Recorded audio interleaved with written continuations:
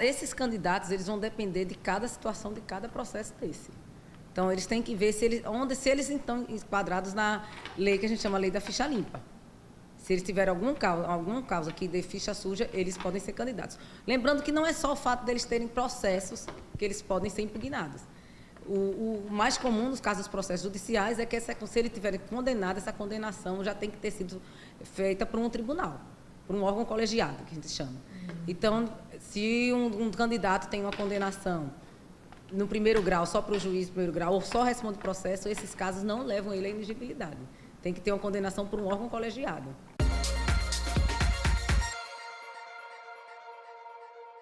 O prazo de impugnação de registro de candidatura já está correndo. São 5 dias depois do pedido de registro. Os promotores já estão atuando nessa área. O Ministério Público Federal, na parte eleitoral, que nós coordenamos, tem um grupo que coordena toda a função nacional da eleição eleitoral, e este grupo já criou um sistema chamado Sisconta. Eles estão sendo alimentados por todos os órgãos que devem colocar, daqueles gestores que tiveram as contas rejeitadas. Tribunal de Contas da União, Tribunal de Contas do Estado, Controladoria da União, os Conselhos Federais de Fiscalização Profissional, todos estão lá dentro. Os tribunais de justiça, alguns estão alimentando, mas vai haver um convênio. Então, o promotor, na verdade, hoje, ele, por conta desse Sisconta, ele entra no Sisconta, que é de acesso restrito aos promotores e aos procuradores eleitorais, verifica o nome daquele candidato se ele tem algum fato ali que o deixa inelegível. Com isso, ele já faz a arguição dele. Então, hoje está mais fácil assim, fazer o trabalho, embora é um trabalho árduo, cansativo, porque cada promotor, geralmente, ele não responde muitas vezes por um município só, responde por 2 ou 3. Então, eles têm que fazer de 1 por 1. Mas isso já vem sendo feito. Essa semana é a semana que está bem trabalhando. Então, por momento, Eunice, com essa análise que vocês têm feito, já poderia adiantar se vem muita impugnação aí? Com certeza vem muita impugnação. Não tem a questão da ineligibilidade daqueles que estão na ficha suja, que é o que chama mais atenção, mas nós temos outras causas de inegibilidade também que podem deixar eles sem poder obter o registro. Tem a questão do analfabetismo, eles têm que ser alfabetizados, candidato. E outras questõezinhas também. Idade mínima, tudo isso ainda pega.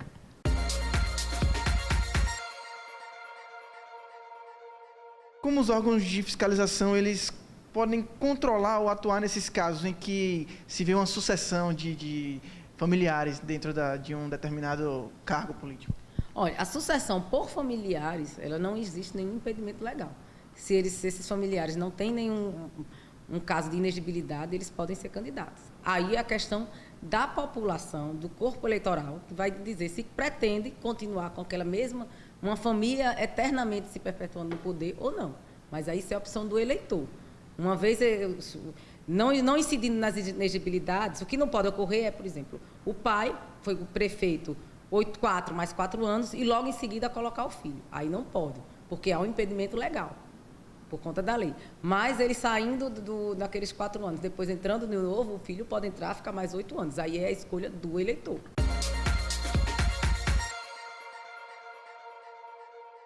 Infelizmente, a nossa justiça ainda é muito sobrecarregada e o processo judicial nosso é lento. Não por conta só do magistrado, do Ministério Público, do advogado, é por conta dos inúmeros recursos que existem no processo. Então, o processo, você às vezes vê um prefeito que, vamos supor, na eleição de 2012, teve seu mandato cassado e ainda está, e o processo ainda não terminou. Porque ele vai ser primeiro instruído no primeiro grau todo, ser sentenciado, para depois vir para o Tribunal Regional Eleitoral, ser avaliado, para depois ir para o Tribunal Superior Eleitoral. Então, muitas vezes, aí passa os 4 anos do mandato dele inteiro, sem ser julgado. Porque também, por conta disso, além da complexidade de alguns casos, que demandam um tempo maior para analisar, há inúmeros recursos que os advogados das partes podem recorrer.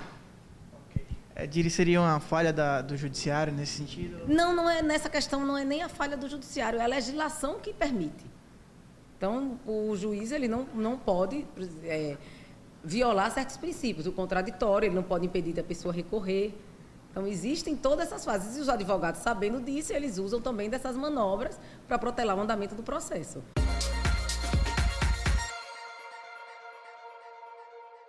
A lei das inegibilidades é muito grande, mas, basicamente, assim, os casos mais relevantes que a gente tem são aqueles gestores que foram condenados ou por improbidade administrativa.